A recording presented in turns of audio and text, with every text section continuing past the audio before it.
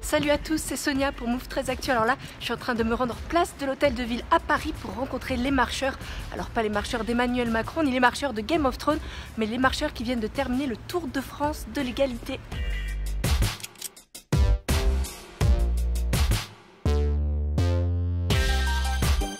C'est le 8e Tour de France de l'égalité qu'on organise avec la Fédération nationale des maisons des potes.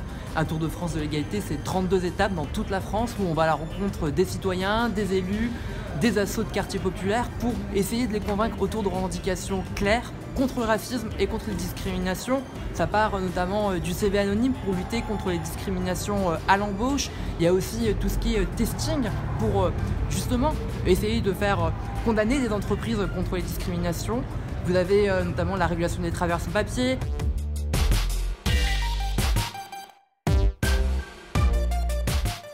On a beaucoup été voir les lycéens et les collégiens pour leur parler de discrimination, pour les sensibiliser à cette question, pour aussi déconstruire des schémas qu'ils pouvaient avoir. C'est-à-dire que parfois, on a pu entendre « ouais, cette prof-là aime notre maths parce qu'elle est raciste », alors que c'est pas du tout le cas. Donc c'est important en fait de déconstruire ces schémas-là, qui ne soient pas dans une culture où ils vont rester en retrait en pensant que c'est du racisme là où c'en est pas, mais pour en même temps sensibiliser sur le fait que la discrimination ça existe, et c'est pas que sur la couleur de peau. Il y a de la discrimination qui peut être sexiste, elle peut être par rapport à notre lieu d'habitation, par rapport aux vêtements qu'on porte, par rapport à nos positions politiques ou syndicales. C'est ça, la discrimination elle est dans plein de domaines et pas toujours ceux auxquels on pense. Tout ce qu'on voit, tout ce qu'on critique, tout ce qu'on peut entendre dans le rap, parce que le rap c'est un vrai terreau de contestation, et moi personnellement mon premier engagement c'est passé par le rap.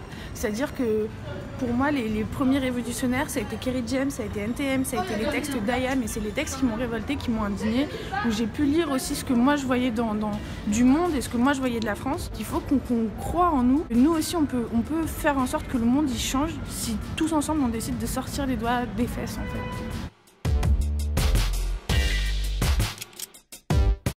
Vous écoutez Move. Move.